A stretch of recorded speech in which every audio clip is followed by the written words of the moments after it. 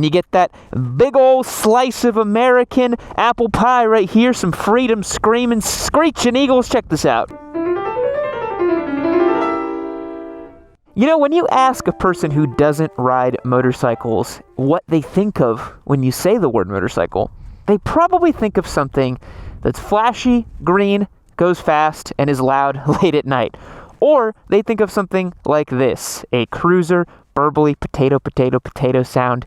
It seems to me that there are these two paradigms for motorcycles. You can have low-slung cruiser or fast Noob Ninja green sport bike. That's like the only two things that people know of. And I will admit, before I got into motorcycling many, many years ago, I was definitely into camp sport bike. I really didn't understand these bikes, and I didn't quite get who they were for, why they existed. I thought that they were just some relic of the past and all that.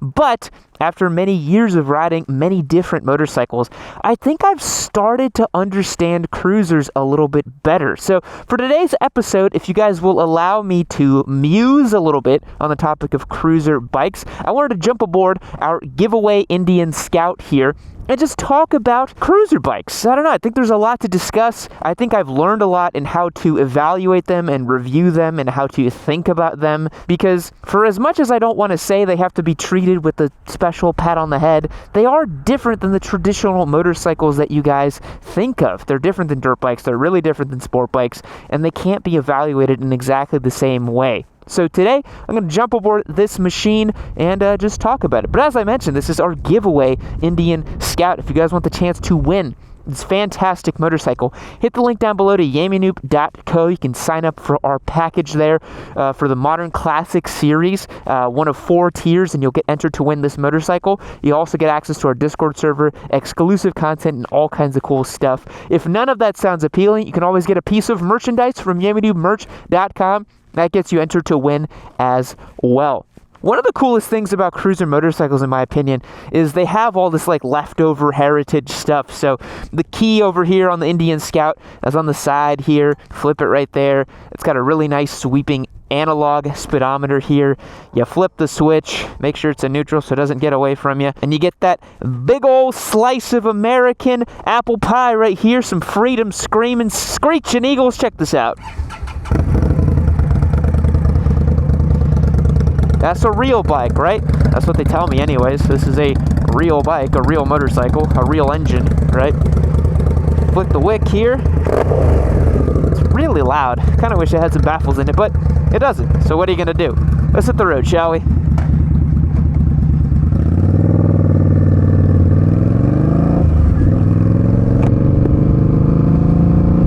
When it comes to cruiser bikes, one of the things that I think of as very, very different from regular bikes is the fact that all of these motorcycles have really low seats. That's something we talk a lot about here on Yammie Noob, is when you're looking at a first bike, a beginner bike, seat height is one of the most important facets of a motorcycle because it will determine how able you are to put a foot down and to maneuver the motorcycle in slow speeds. You don't have to really worry about that with basically any cruiser bike because the seat heights are often so low that unless you are extremely vertically challenged or perhaps underage, if you're like a very, I think even like a 4-foot tall like child could probably swing a leg over this thing and feel somewhat comfortable. It's large for them, but the seat height is not going to be a determining factor on cruiser bikes, which is kind of cool. I think a lot of motorcycles, like big tall adventure bikes, big dual sport bikes, or maybe even some hopped up sport bikes with their 33-inch seat heights, for a lot of folks it's a little intimidating, but this, with its low seat height, can be a pretty sweet thing to swing a leg over.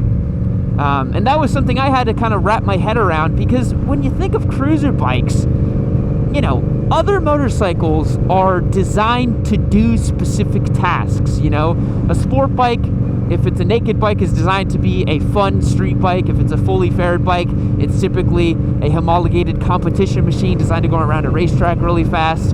An adventure bike is meant to tackle a little bit of off-road and do a long-distance touring type of thing. Dual sports are designed to go on and off-road. Dirt bikes are for the dirt. It's difficult to say what exactly a cruiser is designed to do. Yes, you could say it's designed to cruise, but plenty of other motorcycles are cruisers, if you think about it. An adventure bike is kind of a cruiser because you're meant to just kind of poodle down the road with it in a long distance touring kind of fashion. Cruiser motorcycles are from a bygone era, and so that makes them kind of different in the sense of how they're designed and what they're thought of, right? Literally decades ago in the 40s and 30s and stuff, we didn't have the conception of a sport-going motorcycle. We didn't have the conception of a off-road motorcycles. Motorcycles were basically all the same things, really, you know? They were all basically just standard-looking bikes that kind of got down the road and were resembled like big heavy bicycles, basically. And as time and technology improved, they got more specialized. But these things are definitely products of a bygone era. And a lot of cruisers, you know, they definitely harp on that. They're designed to harken back to that time. They're designed to have you think of an old school aesthetic. Very few cruisers, you know, maybe something like the Diavel, which is not really a cruiser, or the Rocket 3, are thought of to be modern interpretations of what that is. But, you know, that's just bikes that they've thrown a ton of horsepower at, and that just makes them a ton of fun to ride because they're really goddamn fast, you know? The other thing about cruisers that is difficult to interpret if you're used to a standard motorcycle is the ergonomics package. Beyond just the low seat height, for a lot of them, your feet are way out forward like this, your hands are kind of high but swept back as well. It feels like you're sitting in an armchair, which if you're used to sport bikes or dirt bikes or dual sports, it's a bizarre feeling. You can't grip the tank with your knees. You can't develop a sporty stance on this thing. You have to ride it in a very different way than you would any other motorcycle, really. And that really changes how you approach this bike. Your points of contact on it are extremely different than on a sport bike or a dirt bike. And so that's really going to inform your riding style for this thing. And one thing I want to point out here is that just because a bike is different doesn't mean that it's bad.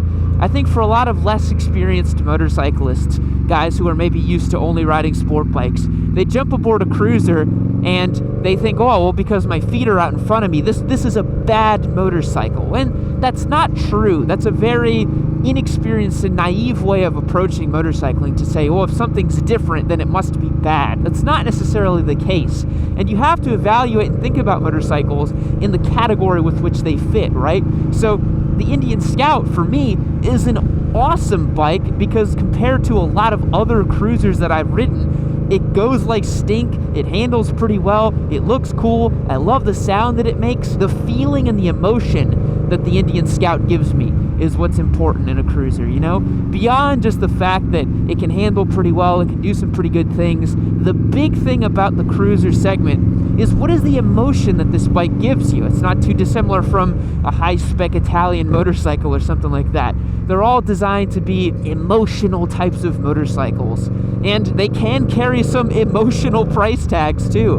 Relative to other specifications on bikes, cruisers tend to be, you know, a little bit lower spec and higher price, which for a lot of folks can throw them off, especially those who are coming from the Japanese marketplace, where you get something like an MT-10 for 13 grand, fully adjustable suspension, R1 frame, 160 horsepower. It's kind of like the great value meal of motorcycling. You're like, I can't believe how much performance and motorcycle I'm getting for the money. Whereas something like the Indian Scout, especially in the bobber configuration, I think is about $12,000 or $13,000. And you say, oh, it has non-adjustable suspension, these tiny little spindly forks up at the front, it weighs like 550 pounds. What's the point? But it's not about specs when it comes to cruisers. It's about the feeling and the emotion and the kind of the general spirit of the ride here. It's so much more than just, oh, it makes 100 horsepower. Oh, it weighs this much. Oh, it costs this much. It's so much more than just that when it comes to these motorcycles. And it took me a long time to understand that, honestly. And it took me quite a few miles in the saddle of many other cruisers to realize that there is this kind of big world out there of different cruiser motorcycles. And again, just because they're different doesn't mean that they're bad. These are actually really fun and interesting bikes if that's what you're looking for. Would I want one as my own personal bike? Probably not. It's not something that I would be super interested in owning. However, that doesn't preclude me from riding it and understanding it and enjoying it, because the Indian Scout's one of the most enjoyable bikes I've ridden in a long time because it is so different, you know? I think back to when Spite test rode the DRZ 400S that I gave away in 2019. His first ride of that bike, he genuinely did not understand it, really hated the thing, thought it was a dinosaur, an antiquated, bad motorcycle. But as he spent more time with it, he came to understand how cool it was that this motorcycle had, you know, all this suspension travel, these really thin wheels that you can dice it up off-road. And eventually he settled on getting 2 supermotos himself because he rode those bikes.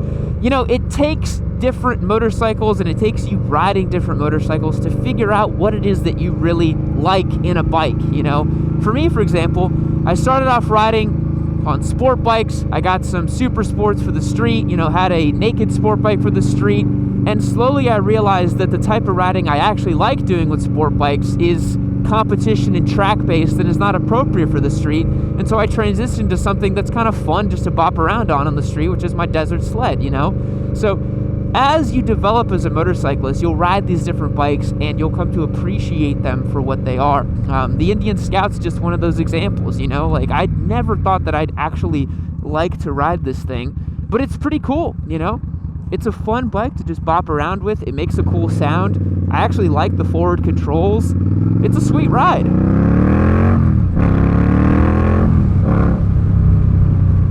It's fun to romp on the throttle with it and just have some fun with it. It's a really, really sweet bike.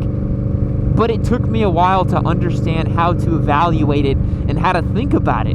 Because, again, if you jump on a bike and you're evaluating it from a sport bike perspective or a dirt bike perspective, yeah, it's going to be bad. You know, if I jump on this thing and I'm like, oh man, this doesn't feel anything like my race bike, well, yeah, it's not supposed to. Or if you jump on an adventure bike and you're like, oh, this is a terrible dirt bike, it's too heavy. Well, yeah, it's not supposed to be a dirt bike, is it? So that's really important when you test ride and try out different motorcycles. And for a lot of you guys who are watching the channel and are more new to motorcycling, more green to motorcycling, as you ride newer and different bikes, just keep that in mind that they're designed to do different things. And that's why I think the cruiser segment is a bit maligned, because as I mentioned, they're not really designed to do anything. They're not really intended to be very specific or competition-focused machines. They're not designed to tackle anything. They are designed to be these kind of just cool-looking things that you can own. And isn't that what we're all kind of looking for in motorcycling? Aren't we just looking for something interesting to own and ride and enjoy beyond just our cars and all that? Sure, some people buy motorcycles for practical reasons, especially outside of America, but a bike like this, it's just something that you can own and be proud of and be interested in, and it just makes a cool sound, you know? It doesn't have to be any more complicated than that. I think that a lot of folks approach motorcycling and try to derive some very deep value proposition out of it and try to maximize their opportunity cost with different motorcycles and make sure that they're getting the best bang for buck and blah, blah, blah. But at the end of the day, man, life's short. Get the bike you like. Get the bike that speaks to you, because that's all that really matters. If you're in the saddle and you like the bike you're on, then that's cool, you know? There's nothing deeper beyond that. Like, I know my desert sled is not the best motorcycle for what I do with it, but I just love the bike, and I think it's really cool, and I love looking at it every day. It's a sweet ride. So, anyways, guys, I hope that you've enjoyed this kind of musing on cruiser bikes. What do you think about cruisers? Let me know down in the comments below. Be sure to like this video as well if you did like it. It definitely helps us out over here. We are trying to reach 1 million subscribers so that I can turbocharge my Hayabusa, because wouldn't that be a silly and goofy thing to own? I'll catch you guys in the next one. See you later. Oh, hey, you're still here. I can't believe you made it to the end of the video. Not many people do. Just for you, I have a little treat. Hit this link over here. Check out the next video on the Yammie Noob catalog. What's gonna happen in it? I don't really know. Maybe there's a boost in it. Maybe there's some cool wheelies. Maybe there's some fun memes. Probably. Who can say?